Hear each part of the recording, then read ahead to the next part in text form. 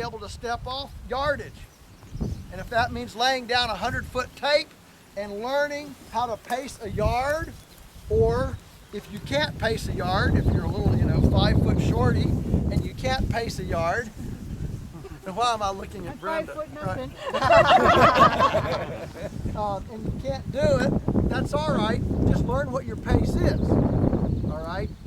The point is to be able to pace it off so that you know how far it is. Now, there are a lot of tricks. One is, for example, these permanent posts, and this is 12.5 gauge aluminum tipper tie wire that we use for our permanent post. We try to, we're looking at a place where it's an aberration, but generally we try to put these about 15 yards apart. So a lot of times you can just count these, 1, 2, 3, 4, 5 sections is 75 yards, all right? That's one way to count it. But then across the field, you just have to, one of the ways is to put these electric fence stakes, count the electric fence stakes you have in your hand. You're going to put most of them on average.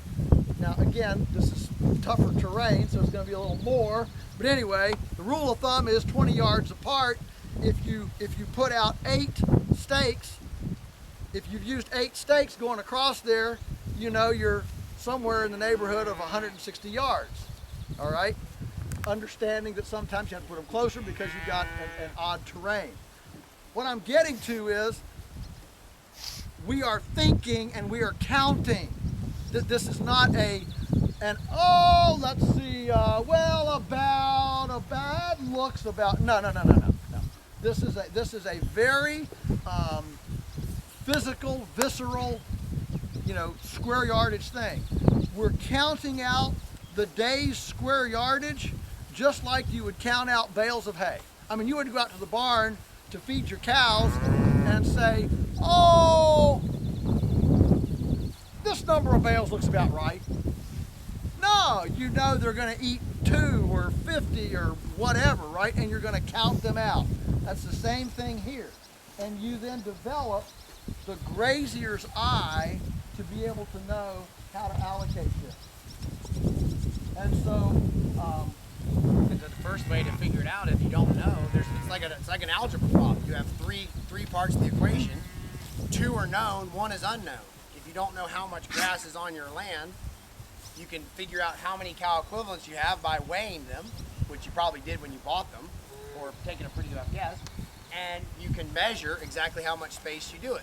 It's also a great way to justify like cool hunting gadgets like a rangefinder and stuff like that. But that does not give you elevation differences. That just gives you line of sight. So if you've got a field that goes like this, you're still good to walk, because if you sight across, it's a lot less than if you walk it and get the distance. That gives you your true knowns. Put the cows in it and start timing it. When does it look grazed off? 6 hours, 8 hours, 12 hours, 24 hours, whatever, and then you can make adjustments. The key thing is if you don't know how much grass, how much area you gave them, you don't know how to change it up or down. And so that's the grazer's eye, is being able to, Dad can now go out and say, this grass is 50 cow day grass, this grass is 75, this is 35, and he's rarely off. That takes years of experience, but the measuring, you can do that tomorrow. Question? Do you always have to provide shade for your cows, or?